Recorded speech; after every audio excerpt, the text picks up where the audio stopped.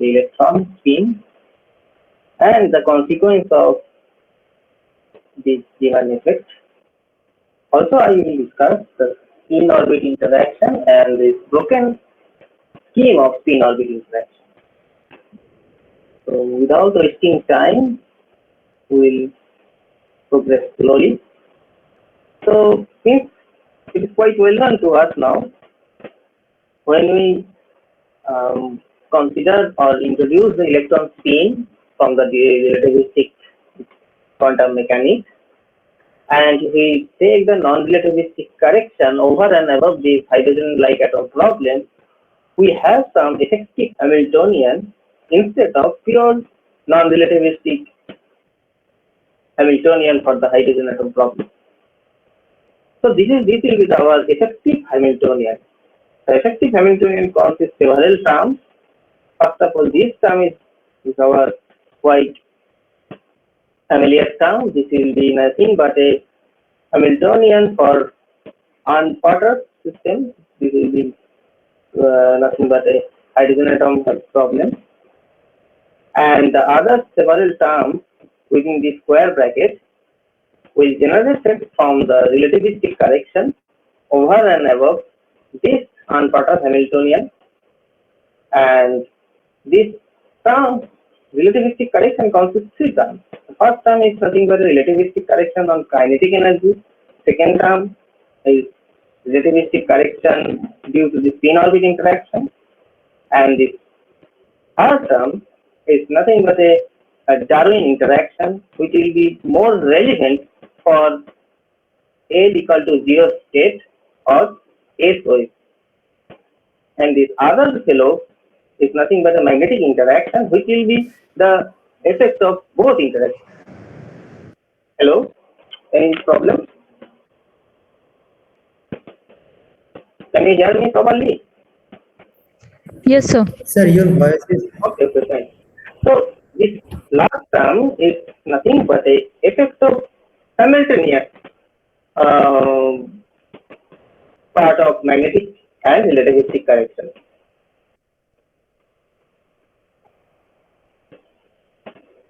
Anyway, so our attention on the today our intention to focus only this last term, and we will study the effect. What is the relevant effect due to presence of this term in the effective Hamiltonian? In absence of magnetic field, this term will produce nothing. As we discussed in our earlier class, this is the Hamiltonian for hydrogen-like atom problem, the unperturbed Hamiltonian, and this will be the relativistic correction on kinetic energy term, and this is the spin-orbit interaction term, and this will be the Darwin interaction term. And Darwin interaction term nothing but a contact interaction. That means a delta-like interaction. This will be relevant for the electron which is more closest to the proton or nucleus. And far away from the nucleus, this term will be zero. This is not this. The contribution of this term is completely zero. But the point is that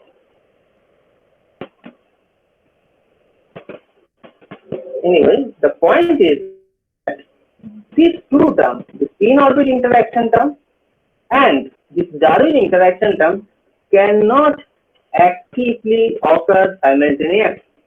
This is the point. Why?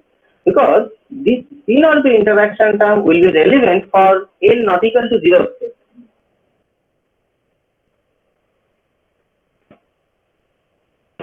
Okay. This spin-orbit interaction term will be relevant for L not equal to 0 state. That means that the L dot S term is non-trivial. When this term is non-trivial, then this spin-orbit interaction term is quite relevant. But whenever the spin-orbit interaction term is non-trivial in presence of non-zero angular momentum, this non-zero angular momentum will prevent us to invoke this Darwin interaction because the wave function for the hydrogen atom like that problem will never vanish for L equal to 0 state. But for L not equal to 0 state, the wave function always 0 at origin. That means for L equal to L not equal to 0, this will contribute. But for L not equal to 0, the wave function is vanishes near the origin, and therefore this term is contributing nothing. Therefore, the spin-orbit interaction and Darwin term cannot occur simultaneously. Okay.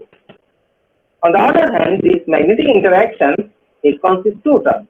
One is the orbital and other is the spin interaction, and this is quite a relativistic origin, and these two factors identified as a Lagrange factor term. And we can rewrite this expression in more familiar form by introducing dimensionless angular momentum and spin angular momentum by small l and small a. And after rewriting in terms of this dimensionless angular momentum, we have obtained this expression where one can identify this mu b is nothing but a Bohr magneton, and this L plus twice small s is nothing but a spin orbit coupling. That means that we want to introduce some, instead of individual angular momentum, one can introduce the total notion of total angular momentum. So therefore, this magnetic interaction is the fact of two simultaneous effects. One is the magnetic field, background magnetic field. Another is this relativistic correction, the C factor. C is the speed of light. So therefore, this simultaneous effects of relativity and background magnetic field will produce this term. So it is quite understood that the magnetic effect as well as the other effect cannot be explained without relativity. In non-relativistic scenario, this term cannot be explained properly without introducing by hand.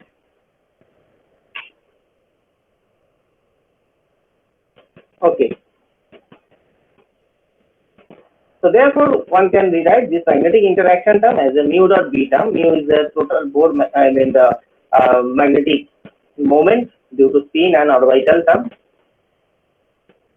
Now, our intention to study the only magnetic interaction, but we cannot ignore the other interaction. For the moment, one can just ignore this Darwin interaction for L not equal to 0 purpose. Did you understand why L not equal to 0 state this Darwin term will not contribute?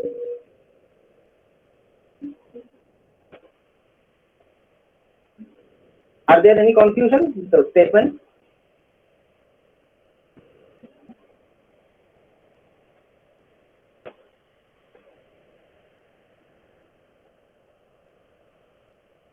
Are you followed?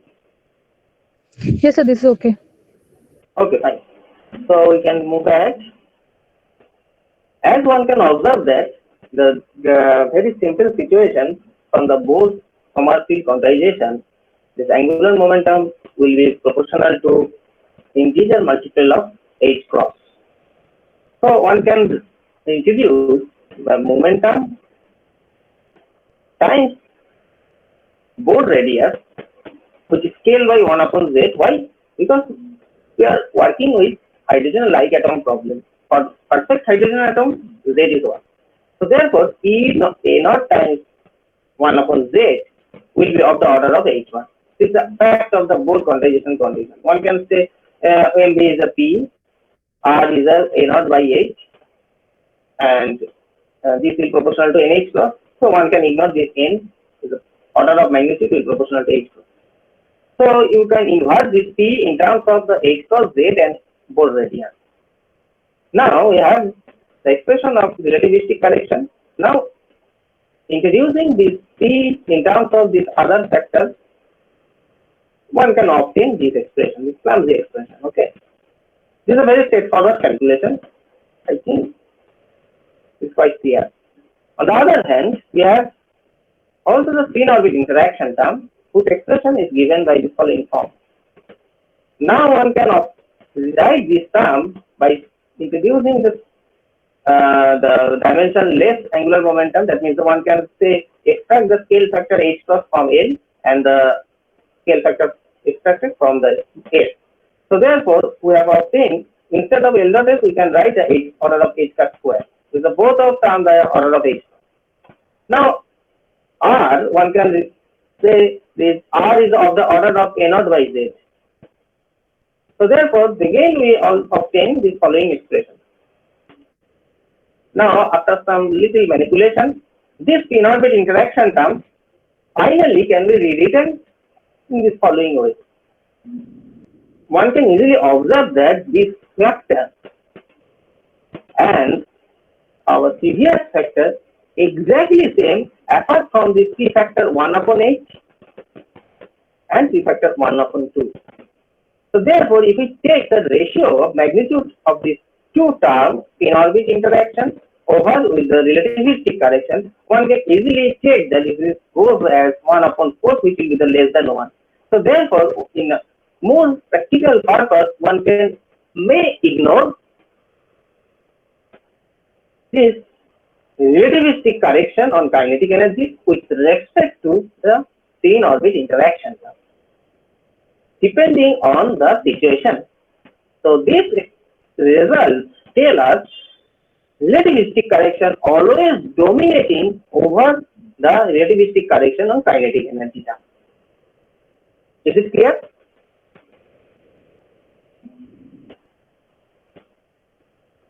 Are there any confusion?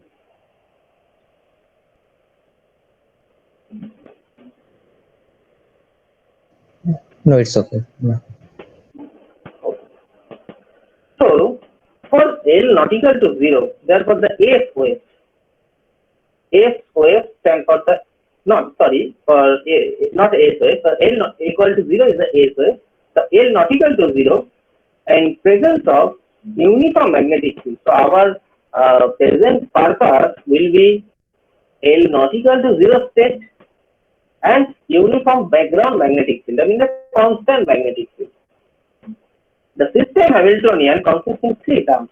One is the unperturbed piece, second is the magnetic interaction due to presence of this background constant magnetic field, and the other fellow is the spin orbit interaction since we have taken L not equal to 0.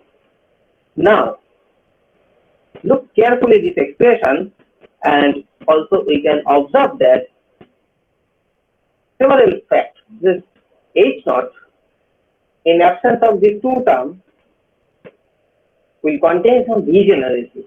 One kind of degeneracy corresponds to orbital part, and other is correspond to magnetic projection or third component of the orbital angular momentum. This degeneracy on L is called accidental degeneracy. It is quite well known to us now. And other kind of degeneracy due to the rotational symmetry of this problem. So there are two kinds of degeneracy. Now, once we invoke the spin orbit interaction term, this L degeneracy always removed. But if we incorporate also this magnetic interaction term, let me explain more carefully why spin orbit interaction term will help us to remove this L degeneracy, because it is quite well known that when spin orbit interaction term present in this Hamiltonian, and if we diagonalize this interaction term spin orbit part due to spin orbit part, one can obtain the following correction on this energy spectrum, and this energy spectrum is exclusively dependent upon L factor. Due to this presence of this L factor, the energy spectrum is sensitive to the spin and orbital angular momentum quantum number. So therefore, L degeneracy is removed. But this interaction, spin orbit interaction, is independent of the third component of the angular momentum. Therefore, NL degeneracy is quite passive. But in presence of this magnetic interaction term, the degeneracy due to rotational symmetry is also broken. So therefore, we observe that more energy level due to presence of the magnetic field, and also we can obtain many transition lines from the selection rule. This is the purpose to our study. So in presence of magnetic field, so what is the physical point of view? Physical point of view, in absence of both terms, second and third, the Hamiltonian will contain some energy level. Now switch on the spin-orbit interaction. After switch on the spin-orbit interaction, some energy level has split due to degeneracy of L has broken. We have obtained some spectrum. Now this spectrum is called the fine structure. Right? Now switch on further the magnetic field. Now this fine structure effect also splits more and more lines. This effect is called now Zeeman effect. Now we classify the main variation of this Zeeman. Is it clear? Okay. So our present goal is variation of magnetic field. Due to variation of magnetic field, what is the effect on this energy spectrum? By the way, suppose we have no spin-orbit interaction term. Suppose we have no spin-orbit interaction term, only magnetic interaction term present. Is it still invariant under time reversal symmetry? What is your opinion?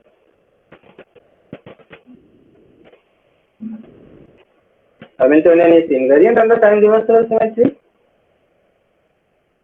If suppose spin-orbit interaction term is not present, only magnetic part and the sun part of is present. So what happens if we Hamiltonian transform under time reversible transformation? Is it invariant or not?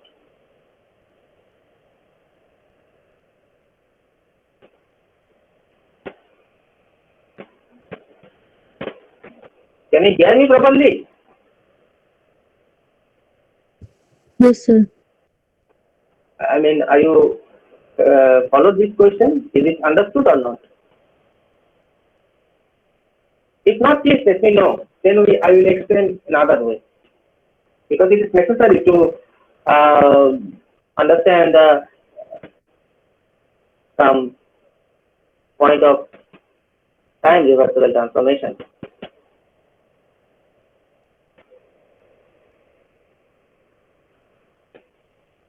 I think, are you familiar with the time reversible property? That means the T goes to minus T in classical level. Okay. Let me say in such a way that, are you familiar with the Maxwell equation? Yes, sir. So what is the transformation of magnetic field and electric field under time reversible transformation? Is the Maxwell equation are invariant under time reversible transformation? Is not it? Yes, sir, they're invariant. So that means electric field, magnetic field should transform under this time reversible transformation. So what is the transformation of electric field and magnetic field?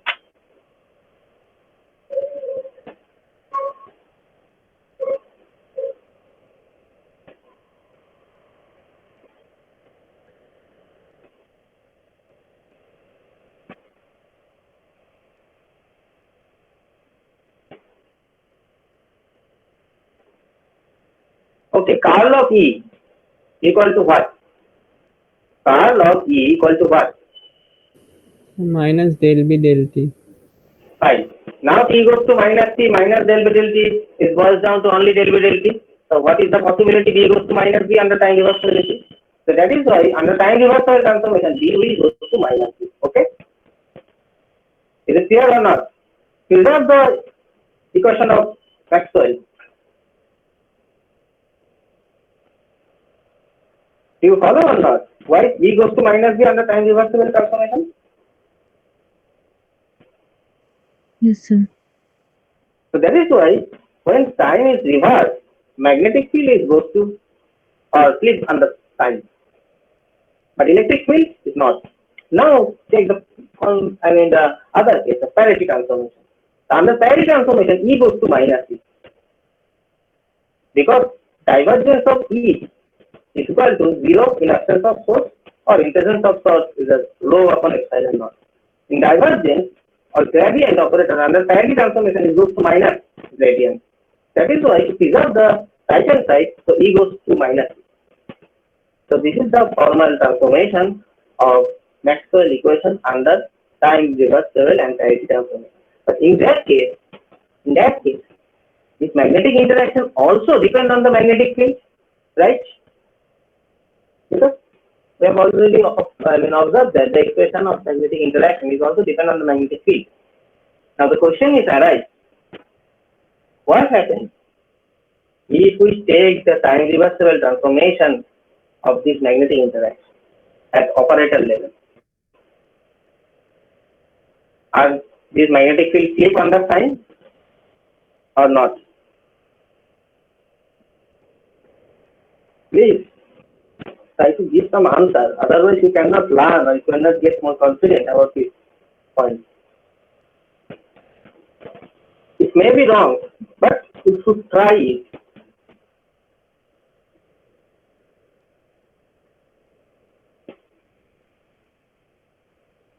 Do you understand my question or not? Please let me know.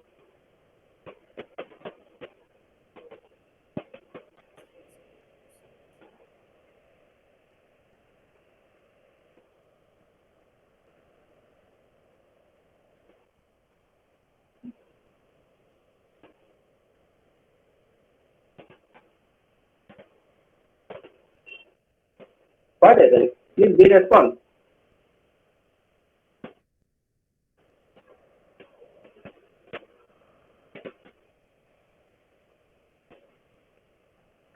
Sir, can you again repeat your last comment? My comment is that what is the transformation of this Hamiltonian H magnetic under time reversible operation?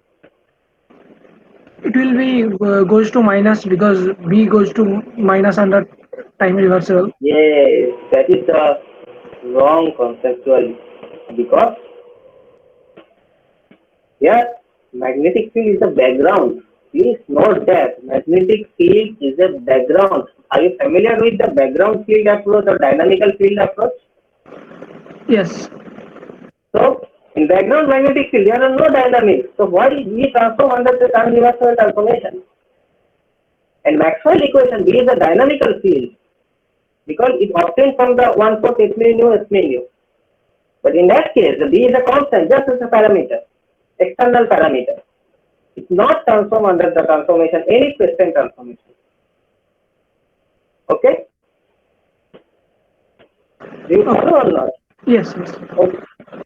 So what is the other fellows? What happens for other fellows? L and S, is it transformed perfectly or not perfectly? That means, is it invariant under the transformation, this L and S or not?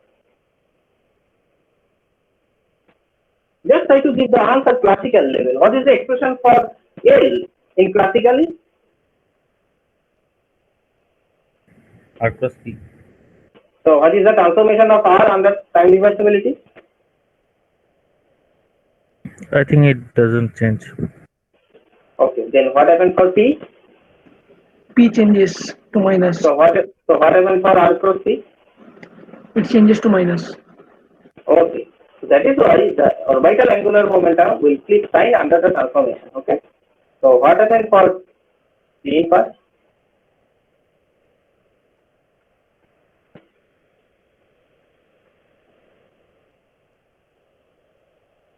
By the way, are you not familiar with the Dirac field quantization or some other fellow? Is it quite trivial? Those who are familiar with the quantum field theory. What happens for the orbital spin interaction? I mean the spin angular momentum part. Is it transformed as the L transform or is it transformed different way?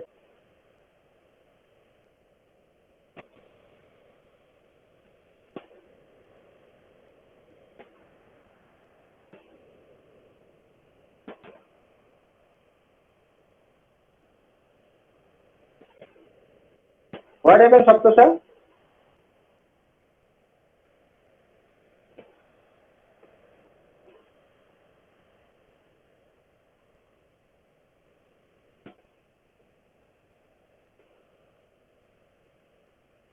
Can you hear me?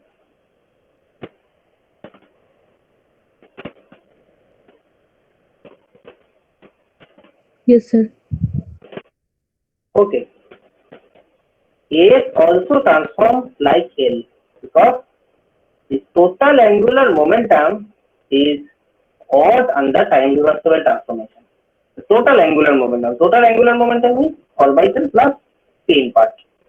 So if orbital part already transform under like a odd under time reversible, then this already indicates that spin angular momentum also transforms similar fashion as the L transform under the time reversible transformation. So therefore, under time reversible transformation, the L and S both give the sign under this transformation. So therefore, this Hamiltonian is not invariant under time reversible operation. But still, B is not change any sign under this transformation because the B is a background field. B is not a dynamical field. It's not. This is of course it's not conflicted with the Maxwell equation. You can say, oh, Maxwell equation is in scale as the magnetic field change the sign. But Maxwell equation, B is a dynamical field. But here is a B is a background field, the static field. Okay, so let us progress. We have obtained already the expression for the Hamiltonian consisting magnetic and spin orbit part, and we also argued that the why kinetic energy term and it can be ignored with respect to this spin orbit part. In principle, we also incorporate the relativistic correction on the kinetic energy, but as we argued that the spin orbit interaction is dominating over the kinetic energy correction, so we can ignore for this part. Now take the variation of magnetic field. Suppose we consider the weak magnetic field. For weak magnetic field, spin orbit coupling is not broken. So what is the main modification? For weak magnetic field, this magnetic interaction is taken as a perturbation over and above this spin orbit as well as this unperturbed Hamiltonian. So therefore, the spin orbit interaction for weak magnetic field effect is dominating over this magnetic interaction part. In that case, this effect is known as anomalous Riemann. Okay. Okay. Next, for strong magnetic field case. For strong magnetic field case, we can neglect the spin orbit interaction term. For strong, very large magnetic field, one can ignore the spin orbit part. This is the point why we can ignore the spin orbit interaction term in the fractional quantum Hall effect. Fractional quantum Hall effect is a planar theory. 2 plus 1 dimensional theory. In 2 plus 1 dimension, we cannot obtain the angular momentum as a vector. It's a pseudo scalar. But it is not a problem because strong magnetic field, we are not bothering about this orbital part and as well as spin interaction. So one can ignore this term in the strong magnetic field. This is a side remark, okay? This is not a part of atomic physics course. Of course, it is a side remark. So in a strong magnetic field, this effect is known as normal Riemann. And the third is intermediate magnetic field. The magnetic field is not very large, not very weak. It's an intermediate, same. For intermediate magnetic field, including spin orbit interaction, were treated as a perturbation. That means, for the what is the summary? The summary of this variation is strong magnetic field, spin orbit treated as a perturbation. Okay. For strong magnetic field, spin orbit ignored, completely ignored. For intermediate magnetic field, spin orbit treated as a perturbation. For weak magnetic field, magnetic interaction itself treated as a perturbation. varies depending on the variation of what strength of the magnetic field, we observe the several kind of effects, and known as anomalous Zeeman effect, normal Zeeman effect, as well as Paschen-Black effect. Last now is Paschen-Black effect. The concept is clear. This is our main purpose. Are there any questions? Sir, in the intermediate magnetic field case, which term is treated as perturbation? Oh, in intermediate magnetic field, that means the magnetic field is not very large, but quite large with respect to the spin orbit part. That is why the spin orbit term can be taken as a perturbation with respect to the other term. Okay. In Okay. intermediate magnetic field, spin orbit is treated as a perturbation. For weak magnetic field, magnetic itself treated as a perturbation. For large magnetic field, there are no perturbations. Still is a exactly solvable system. Okay. So let us move ahead. Let us first try to discuss the anomalous Zeeman effect. Anomalous Zeeman effect is, of course, it is a effect due to the why. First of all, let us try to discuss why it is called anomalous. Because in early days, when quantum mechanics is not developed very well, then the people cannot understand why in low or weak magnetic field we obtain several kind of spectrum. I mean the more transition rather than the strong magnetic field. People cannot understand this point because they are not familiar with the concept of spin, and in non-relativistic physics one cannot incorporate the spin. Then Dirac formulated the relativistic quantum mechanics, which is of course incomplete theory. We need to formulate the quantum field theory properly to understand this aspect. But in the non-relativistic correction, the main thing is that we are interested in the non-relativistic, relativistic correction on the non-relativistic world. The relativity is treated as a perturbation here. So that is why it's as good as a, approximate, quite approximate result. Of course, to obtain the more sophisticated result, we need to use the quantum field theoretical aspect. That means we need to use the proper QED. But in our purpose, it is sufficient. And for weak magnetic field, the spin orbit coupling is not broken. Why is it not?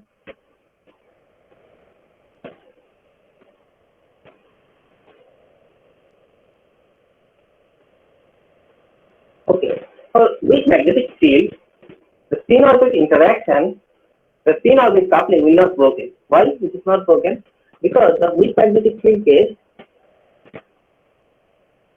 for weak magnetic field case, the spin orbit interaction is dominating over the magnetic part. That is why the spin and orbit L dot S always couple each other. That is why we need to introduce the notion of total angular momentum instead of individual angular momentum, because the individual angular momentum state is not a good, or it says the individual angular momentum is not a good quantum number when you introduce the spin orbit interaction term. Okay. Are you familiar with the good quantum number? Those quantum number, those operators with the commute with the total Hamiltonian, their eigenvalue is called the good quantum number. So, in presence of spin orbit interaction, orbital angular momentum and spin angular momentum is not a conserved quantity. Okay, it's not a conserved quantity in presence of the spin orbit interaction term. That is why this basis, this decoupled basis, that means the individual basis for orbital and spin part are not good to diagonalize this system Hamiltonian, which is modified by the magnetic interaction. So therefore, is it clear why this basis is not good to diagonalize this Hamiltonian? Do you understand this point? If So not, please let me repeat know. once. Okay. The point is that when this spin orbit part, please look carefully this Hamiltonian, formally written here. This magnetic interaction is a weak with respect to the spin orbit part. In presence of the spin orbit interaction, due to this L dot S term, the orbital part and spin part is not a good quantum, provide a good quantum number. That means that they are not conserved operators. That means if we take the commutator of L with H, this is not 0 due to presence of this term. If we take the commutator of S with H, it is not also 0 due to presence of this term. But if we take the commutator of J means the L plus H, the total angular momentum with H, then it is 0. Therefore, the total angular momentum is a conserved quantity. But individual spin or orbital part is not a conserved quantity. That is why this individual basis, orbital and spin, is not good to diagonalize this magnetic interaction term. Because we always try to search those bases which assigned by some quantum number of those operators which is conserved. But here, L and S is a not good quantum number because orbital angular momentum operator and spin angular momentum operator is not a conserved operator when the spin orbit interaction terms are present. That is why we have to give up this basis. We need to introduce some other basis to diagonalize this Hamiltonian. Is it okay? If not, please let me know. Yes, sir, it's okay. Okay. So therefore, we need to introduce the coupled basis. Coupled basis means that we need to introduce the basis due to total angular momentum as well as spin orbit combination term. And this coupled basis can be related or can be written as a linear combination of the decoupled basis, the individual state of angular momentum, through this suitable factor, weight factor. And this suitable weight factor is known as Clebsch-Gordan coefficient factor. And this Clebsch-Gordan coefficient factor is quite helpful to introduce this kind of basis. Now, for notational simplicity, one can write this basis just simply JMT, just suppressing this other quantum number n and take the expectation value. Since this basis, within this basis, we already observed in our previous lecture the orbital angle, not orbital, this uncut of Hamiltonian and spin orbit interaction term will be diagonalized. Okay, within this choice of basis. So now this encourages us, it should diagonalize this magnetic interaction term. So let us check, is it correct or not? So let us take the expectation value of this magnetic interaction within this basis. And now write explicit form of this magnetic part minus mu dot B, and we also observe that the mu can be written as a minus mu B Bose-Magnetron times L plus twice S. And this L plus S can be written as capital J. This also dimensionless angular momentum, total angular momentum, dimensionless, and with some small s. So therefore, this is the magnetic moment of the electron in presence of spin and orbital both. Now, to obtain this expectation value of this term is quite difficult. So let us use some theorem. This is called a projection theorem. And to derive this projection theorem, I already provide some problem in your WhatsApp group to calculate this commutator.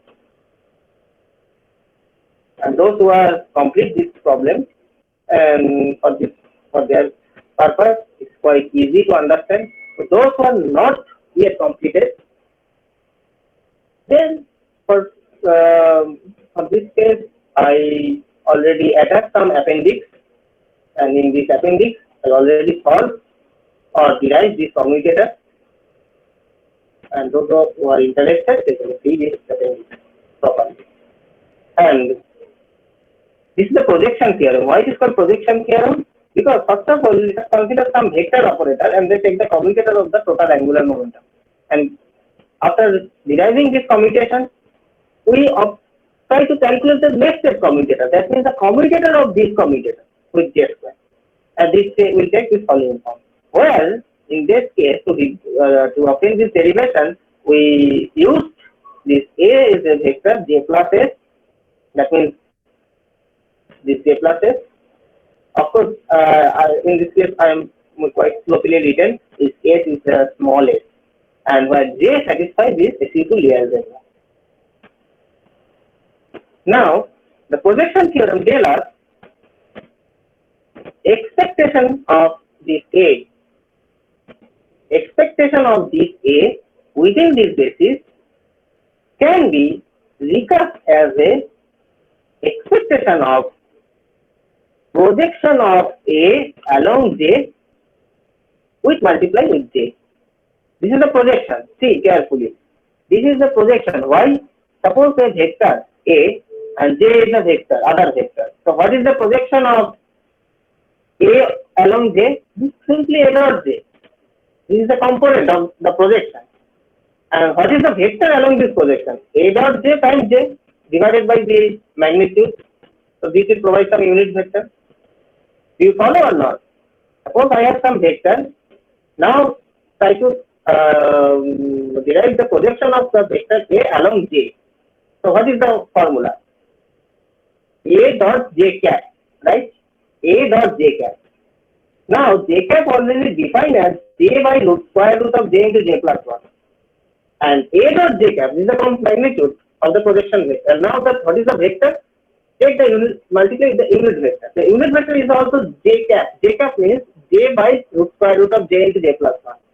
So therefore, we obtain this expression. You follow? If not, please let me know. Why it is a projection? Do you understand or not? Because simply you can say A dot J is simply take the projection of A along J vector. That is why it is called the projection.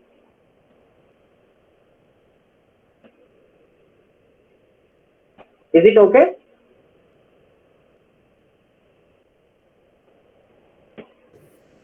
Yes, sir. Okay. Okay. So this theorem is so powerful because you can say expectation of any vector, and these expectations can be expressed as a projection of this vector along the total angular momentum vector, which implies the projection of A along J. So now using this formula, the derivation of this formula already given in this appendix. Okay, appendix is the attached in the last part of this lecture. So on using this theorem, one can write the expectation of mu dot B. So B is a scalar. So, sorry, not scalar. B is a some external parameter. So you can take outside of this expectation. So it is just as an expectation of mu operator or mu vector. And mu vector already written in terms of L plus S, J plus S. And J plus S is nothing but our A. So one can just readily use this formula as it's given above. So on using this formula, one can write this expectation of mu as the expectation of mu dot J along J divided by the magnitude, square of the magnitude. The magnitude of J is the square root of J into J plus 1. And this is the square of the magnitude of the square of J. Now the point is that one can easily observe carefully, this is written J times J dot A. But here we write mu dot J times J. You have some objection, of course. Why J and mu dot J is not commute each other? So why I use slopely an order of the operators just change? Because the fact is that within this matrix element, within this expectation, J is the this state is the eigenstate of this state. And if it acts from left, if it acts from right, both cases they can be replaced as a scalar by its eigenvalue. That is why within this expectation value, they commute each other. That is why I change the order of the operator. Okay. Now, just explicitly write the expression of mu in terms of L plus twice S. Just write J plus S. And since the projection theorem tells us mu dot B, since our previous case, the explicit form is mu dot B, expression of mu dot B. And using this projection theorem, we write this mu dot B as the following form. So you can say mu dot B within the matrix element is mapped to mu dot J times B dot J. Now B is taken as a along Z direction. That is why you can write B times Mj. Mj is the projection of J along Z direction. So instead of mu dot J minus mu dot J, we are working with this fellow. Now the expression of mu is J plus, and take the dot with J. Okay, take the dot with J. So one can easily take that this is nothing but a J square plus J dot S, and our outside factor is B Mj divided by this K into J plus. By the way, is it clear? This following step is clear or not? If not, please let me know. If you lost any step, or you not understand any step, please inform me.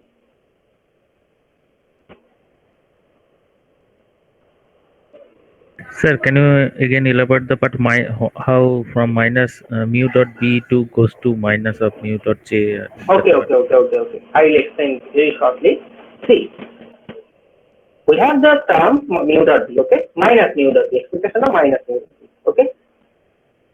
On using the projection theorem, we just rewrite this term as a minus mu dot B, as written as minus mu dot J times J, the expectation of this factor, dot B by this J into J plus.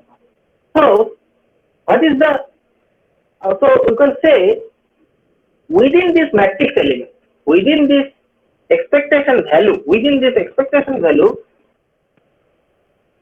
if we use mu dot B or if we use this clumsy factor, both are equivalent. So one can say this within the matrix element or expectation value, this mu dot B mapped to or replaced by mu dot B minus mu dot B are replaced by minus mu dot J times J dot B by J into J plus 1. Now J dot B, because here is a J, see, J dot B, okay, J dot B. Now Yes, B yes, taken, B is a Z direction. That is why J dot B replaced as B times Mj. So therefore within the expectation value, mu dot minus mu dot B replaced by the following form. Is it clear now? Yes, sir. Yes. Okay, fine.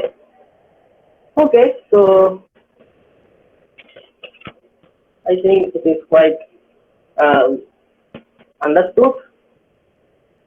If we replace mu dot J as mu B times J plus S dot J, so we obtain J square plus S dot J times B Mj by J into J plus 1. This is the fact. This is the complete numerical factor we obtain from this expectation value. So our next job is to calculate S dot J dot S. This operation will occur within the expectation value, okay? But just just ignoring the expectation, it is quite understood that within the expectation, the following step are happening. Now, since we know that J is nothing but L plus S, so we can write L equal to J minus S. So after some numerical step, one obtains J dot S is J square plus S square minus L square by 2. Okay.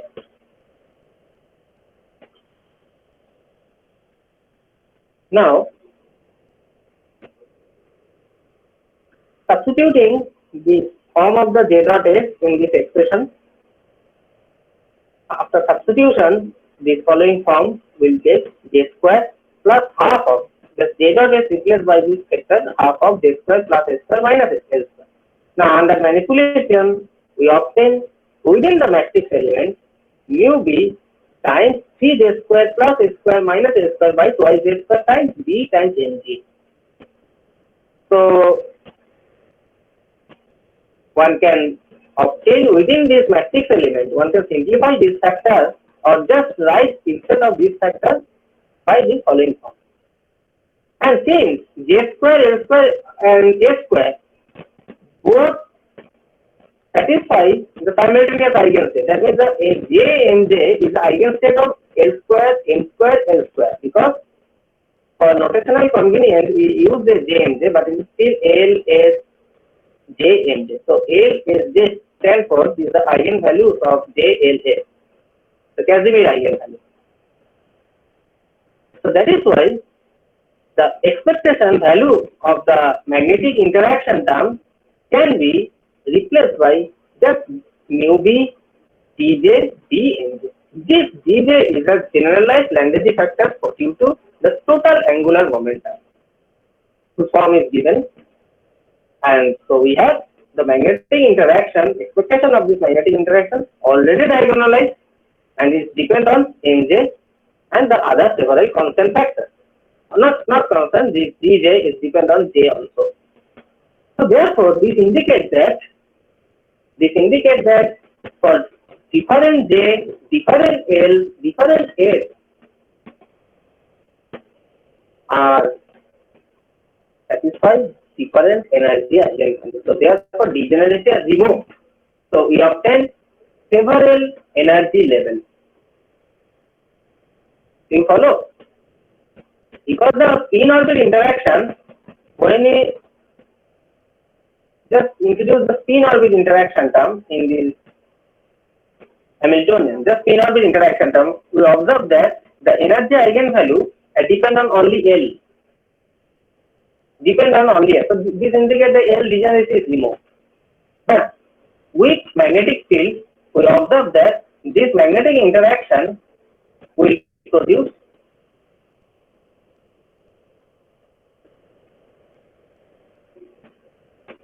this kind of energy correction. So this correction is dependent on Mj and also J. This indicates that J degeneracy also removed. And this kind of energy correction is known as anomalous divergence. And this is the completely fact of total angular momentum, where spin-orbit coupling is not broken.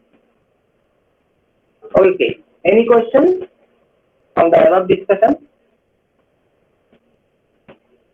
If you have any confusion, please let me know.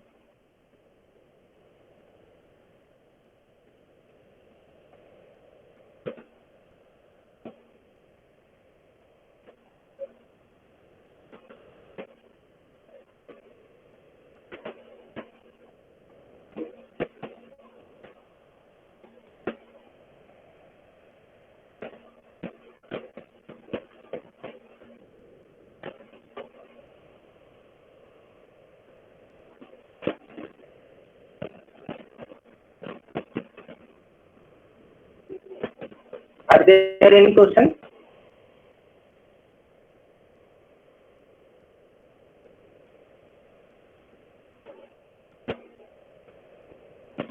Can you hear me? Yes, sir. Okay, if not, then we progress. So the correction on energy due to this magnetic interaction in weak limit is given by this form Gj mu b. Mu b is a Bohr magneton. This is a Landesi factor for the total angular momentum, and this is the magnetic projection of total angular momentum. So therefore, since we have the spin eigenvalue is half, and J is can L equal to L plus half or L plus half or L minus half. So in simultaneously one can say J equal to L plus minus half. So for j equal to L plus of, one can rewrite this expression in terms of L. So delta EL, or correction of energy due to this term, is take this following form. This term is completely, we have to understand that the L degeneracy completely removes. This was surprising because the spin orbit interaction also removes the L degeneracy. The magnetic interaction, this enhances the possibility. But this J degeneracy, that means the total angular, different state of the total angular momentum with same magnitude are degenerate. But in presence of magnetic interaction in weak limit, this degeneracy due to total angular momentum also broken. So anomalous Riemann effect is provides more energy level which have same J but different MJ. Is it clear? We have same J but different MJ. J is the L plus term, but MJ can take minus J to plus J. But for each MJ, we have the distinct energy state. Hello, sir. Yes, yes. Your voice is not very clear to me. I don't know about your voice. Today, your voice is actually a bit not clear. Is it not clear now? I mean, it's clear, but some words I'm not getting. Some words So are just. are you facing any problem to understand any point? Please No, let no, me no, know. no, no. That's not the thing. But I think it's Okay. it's Okay, it technical. is not, look, it is not clear now. Okay, okay. Okay, I don't know what is the actual problem. Anyway, what happens for other fellows? Yes, there is some problem. Oh, okay, okay. It is your microphone or headphone that you are using. Maybe, I don't know yet, but maybe there are some problems. Anyway, this problem is dominating over this atomic physics problem or not? Oh, no, it's okay. You can. Okay. Anyway, please try to adjust or reset. Anyway, so total angular momentum degeneracy will persist, but this half component of the total angular momentum degeneracy is broken due to this magnetic weakness. Okay. Now we discuss normal Riemann effect. So anomalous Riemann effect is purely weak magnetic field limit where spin orbit interaction is the more dominant thing over the magnetic part. Here the situation is completely different. Here not only different, it's quite trivial. It's quite trivial because for the spin orbit interaction term is completely equal for our purpose for magnetic when the magnetic field is too strong. When the magnetic field is too strong, then spin orbit coupling will go broken. That means spin and orbital terms are treated individually. I think, are you familiar with Landau vector model in your graduation course?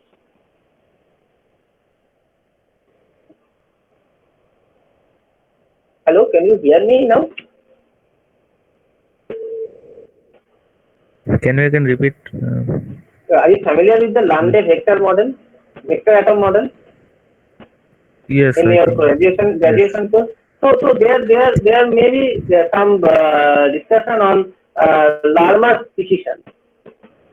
Larmor precision. Yes. That means they use some precision of angular momentum around the magnetic field. Okay, but when magnetic field is too strong, then precision of orbital momentum and precision of spin angular momentum treated individual precision. This indicates that spin orbit interaction is not possible. That means the spin and orbit coupling, the spin orbit coupling will broken. They are not coupled each other. And this is the fact. At graduation level, these things are quite ad hoc. Okay. But in that case, it is quite transparent because of when magnetic field is too strong, then we can ignore the spin orbit part. And this basis for individual spin and angular momentum is quite enough to diagonalize the total angular momentum, so total Hamiltonian H. And if we take the expectation value of the magnetic interaction, this will provide ml plus twice ml times mu v dot mu v times c. Because magnetic interaction is depend on L plus 2a.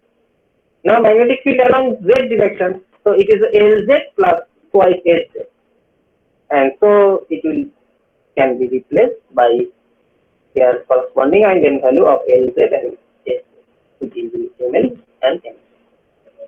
So the correction of energy is the unpart of energy, which is which obtained from the Schrodinger equation Z square by twice m square a naught. This is the quite well known object. And this is the correction. And this correction is written in the following way, where EMS is the plus minus. Now we illustrate the energy splitting of this case. Suppose we have some state NP. Suppose we have some state NP, the p orbital state. P means L is 1 and S is half. Single electron, so P is 1, L is half. Not half, so there are two projections, plus minus half. This is the case for no magnetic field, no field case. So energy level simply expressed present by a line. Now switch on the strong magnetic field. Okay.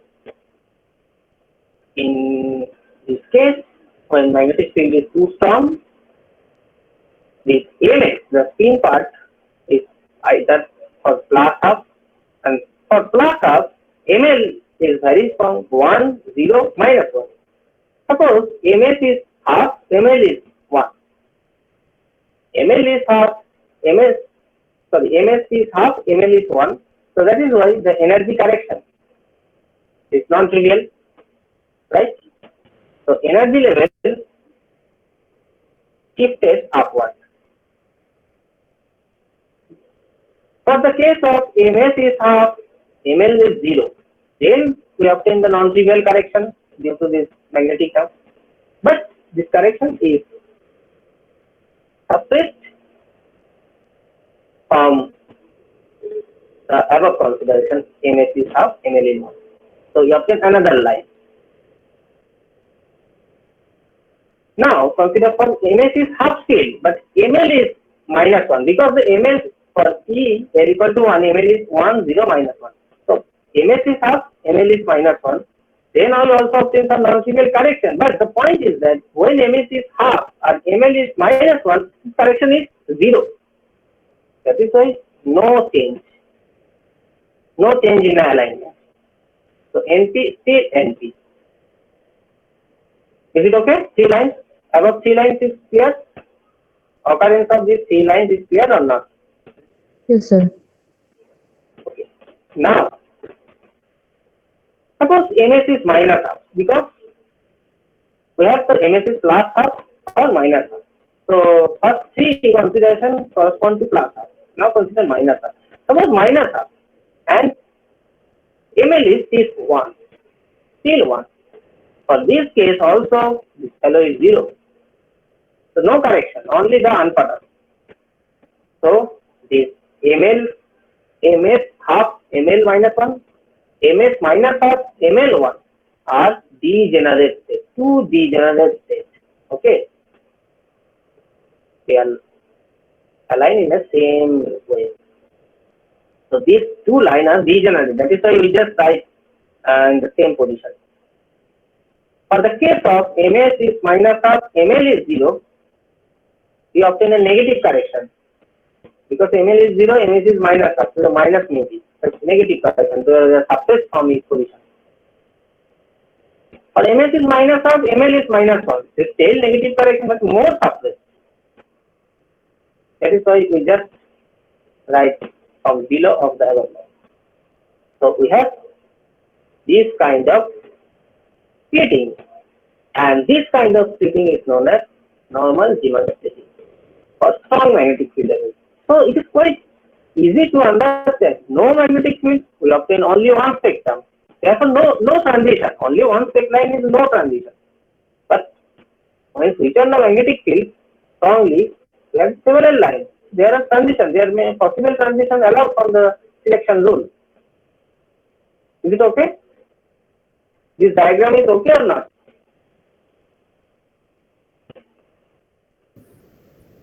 Yes, sir. Okay. So your job is draw the transition line using the selection rule and try to observe how many selection rules can be obtained from the above sequence. Okay, so I will leave it as an exercise. So this is the case for normal Gibbonissimo, and above case is anomalous Gibbonissimo. Now the only one possibility, Paschen back. For the case of Paschen back effect, we already discussed that the consideration is what? The consideration is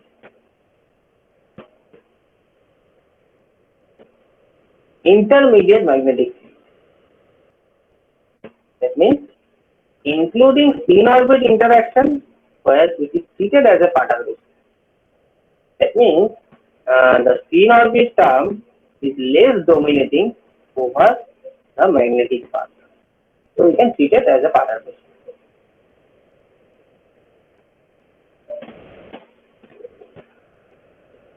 So using this consideration, we take L dot as a perturbation and this H naught and H magnetic as a total part. I mean you can consider as a total part, and this interaction of spin orbit is treated as a perturbation over this total part. So this interaction can be diagonalized. This sorry for interaction, not interaction. This H naught plus H magnetic, the total part can be diagonalized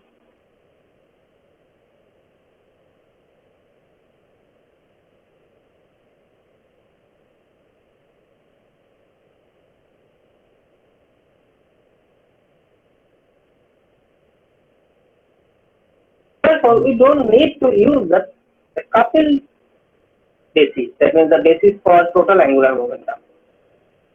So it is enough to use this basis. Now one can express this L dot S term as the following: lowering and raising operator and the third component of angular momentum force. So using this expression, if we incorporate this matrix or expectation value within this matrix expectation value, or you can sandwich this expression within this expectation, one can easily observe that this lowering and raising part will not connect this element. So only contributing non-trivial factor will coming from this Lz and Sz. And since Lz and Lz both case it is a diagonal form, so we just replace by their eigenvalue. Lz eigenvalue is ml, Sz eigenvalue is m. Therefore, this is quite trivial to calculate this matrix expression value of L dot S within this. You can ask me why this is so trivial. In that case, when we consider spin orbit part is an total interaction and magnetic part is a dominate and not dominate, then we use the different basis for the total angular momentum, and we observe that only for this basis the spin orbit part will be diagonalized. But here the situation is different.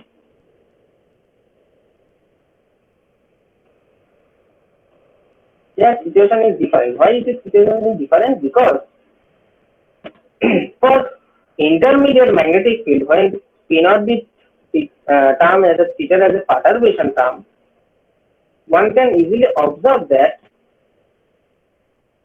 this L plus and S minus is not connect the state. That is why you it is enough to use this kind of DC for this purpose, because P or B, they are not coupled each other. This relation tells us P or B is not coupled each other. That means we don't introduce, we do not try to introduce the concept of total angular momentum. That is why this expression takes this simple form. And the other case, the P-orbit interaction term will also contain some radial function of only R. So therefore, this radial function also contributes some factor which is called lambda NL. And this lambda NL is nothing but an integration of the wave function of the radial part with the contribution of spin-orbit coupling. So after integrating, one can easily check that this fellow will boil down to this following form. So therefore, this completely depends upon again L. This completely depend upon this lambda NL is completely depend upon L and also ML. So magnetic for intermediate magnetic field, in-orbit interaction expectation treated as a correction term, and this correction term will remove the degeneracy completely L and ML. So ML degeneracy and L degeneracy completely removed in fraction bracket. So the summary is, by the way, is it understood? This calculation, if not, please ask any doubt.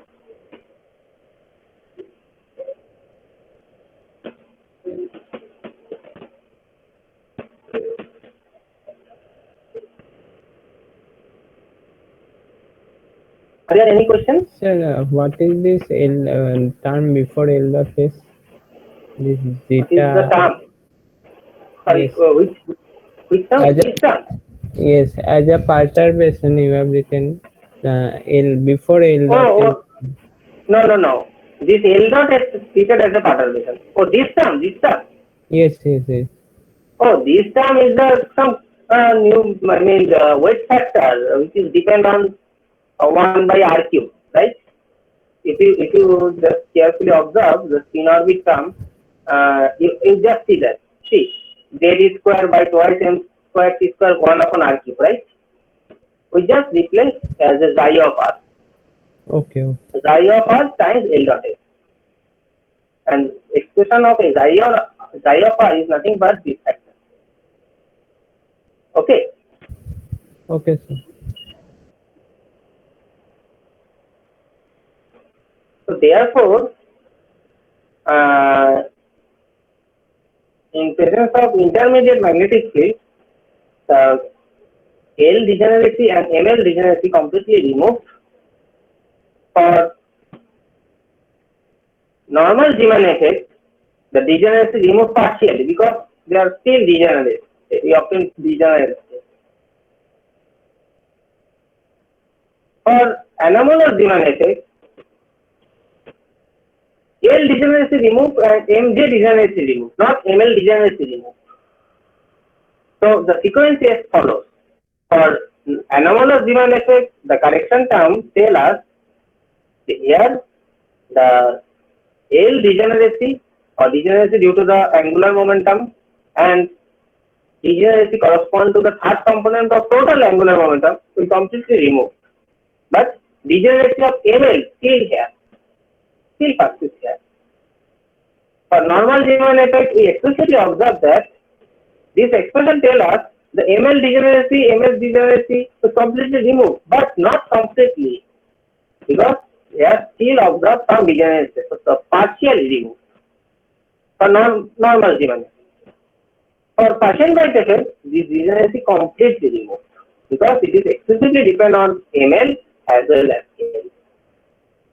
This is the fact. So, Paschen-White effect, we also obtain more spectrum lines rather than normal Zeeman effect. So, the sequence as follows again.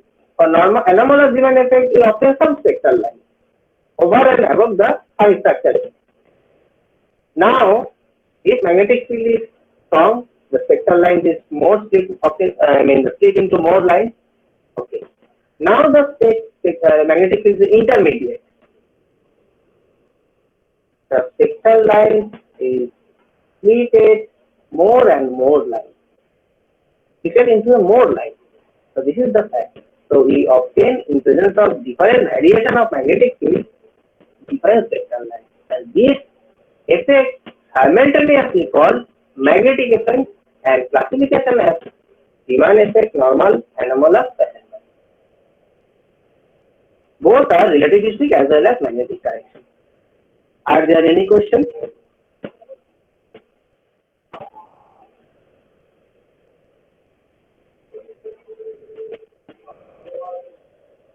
Yes, students, if you have any questions, please ask me. Do you understand the underlying physics or not? If you not, please inform me.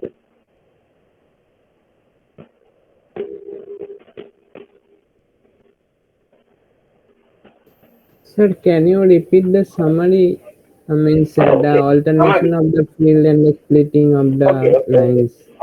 Okay, I'll explain. See, in relativistic correction, we obtain some term over and above this unpatterned term. So this simply tell us that there are some more energy correction. That means the more splitting over and above this ordinary energy level. But this effect is known as fine saturation. With all our effect is of the order of Alcubierre. Now switch on the magnetic field. Now after switching the magnetic field, there are three kinds of classification.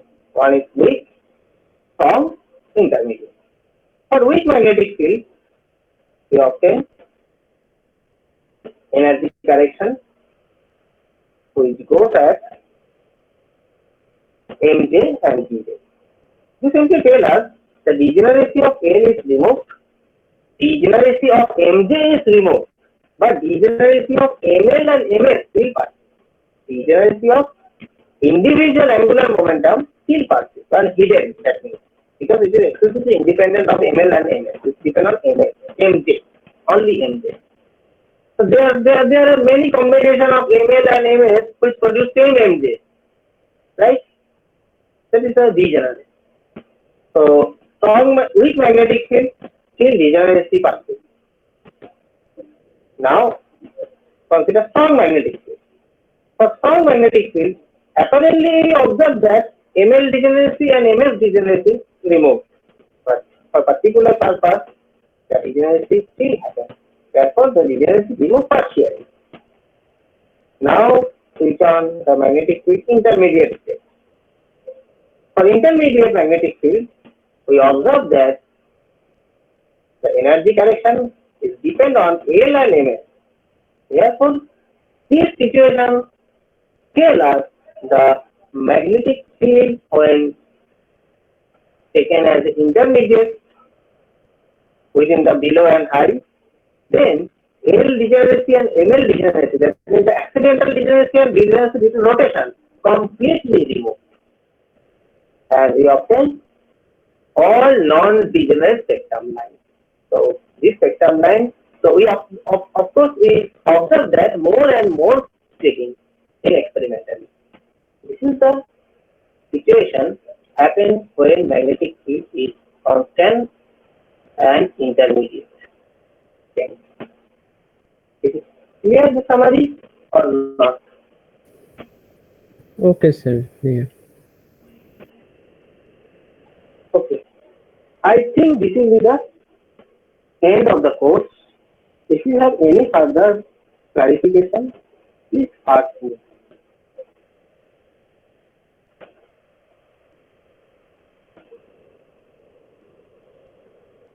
If not, then okay. Sir, is there any, I mean, this magnetic field, for the magnetic field case, there is three region, that high, low, and intermediate. But is there Right. any, I mean, value range? But for the hydrogen, like atomic, when we see in practical cases, this Riemann effect value range. Yes. Of course, there are some values. That means the strain or magnitude of the strain is, like of the order. That means for the case of anomalous Riemann effect, that means a very weak magnetic field. For the weak magnetic field, we have to consider the magnetic field is just a few Tesla. That means the very small. For the strong magnetic field, we just consider the magnetic field of the order of 10 to the power 4 to 10 to the power 8 Tesla. Very strong magnetic field. For the Paschen lattices, we just consider the low magnetic field and this high magnetic field, any of the order. That is just basically fine-tuning case. And the strong magnetic field is limit in laboratory is 10 to the power 8 Tesla. Low magnetic field is of the order of 10 Tesla. 10 Tesla is very small. 20 to 30 Tesla is still small. It's not large. In laboratory measurement, suppose you just perform the Hall effect experiment in your MSc course. So, how many strain of the magnetic field? This is basically 10 to 20 or 20 to 30 Tesla. But when you study the normal Riemann effect in laboratory, it just needs 10 to the power 8 order of Tesla.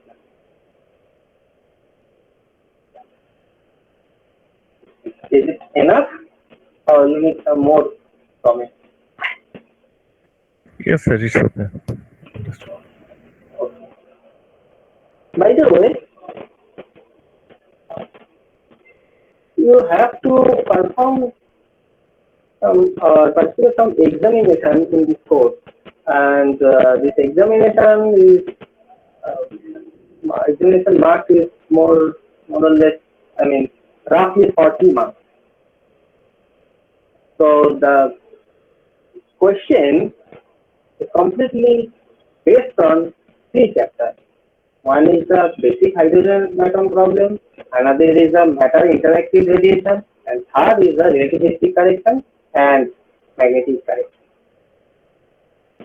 So I request you, please practice, hold assignment, hold my written, I provide quick note I provide already, and try to fill up the intermediate stage. And of course, the question is quite simple, will be very simple. Don't worry about that. If you have any comments, please ask me.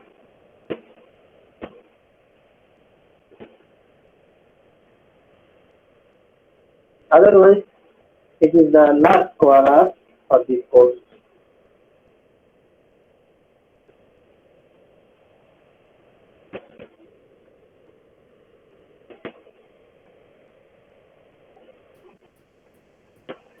Sir, when will the exam be held?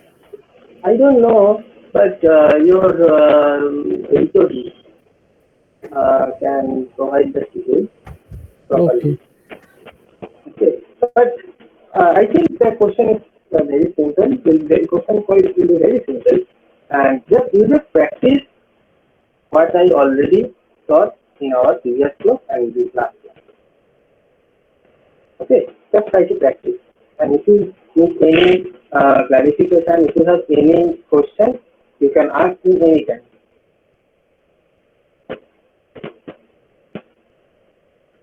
And try to practice some MCQ type questions. I have also provide some assignments in MCQ type base, but it is not included in the examination. Okay, it is just for personal purpose to your NET examination and other competitive exams.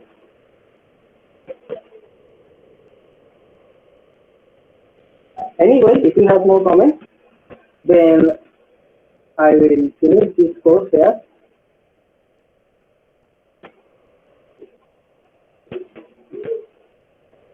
Okay. Then I hope all of you are fine in this difficult time. Thank you. Thank you, Kaushik. By the way, what about your assignment 4?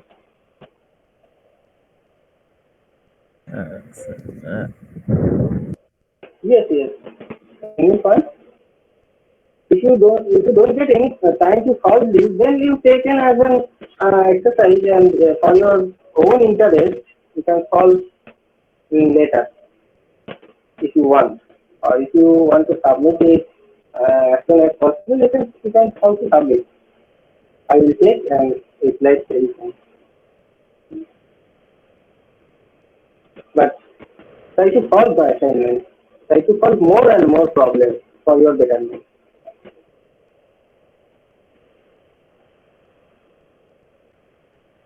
And brush up your elementary course. That means the quantum mechanics, statistical mechanics, and classical mechanics.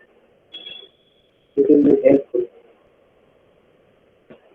Quantum field theory is not relevant. Quantum field theory is not useful in the competitive exam level. It's okay, but the elementary course should be strong. The base should be strong. Otherwise, there are some problems.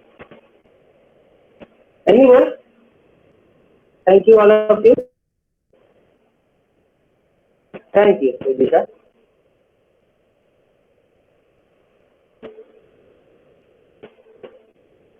Okay, I will leave. Yes, thank you, Kamali. Thank you, everyone.